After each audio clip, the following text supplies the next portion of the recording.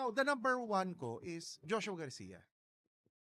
Si Joshua, sinabi mo na yung background. Si Joshua, mabait, at saka very, very talented.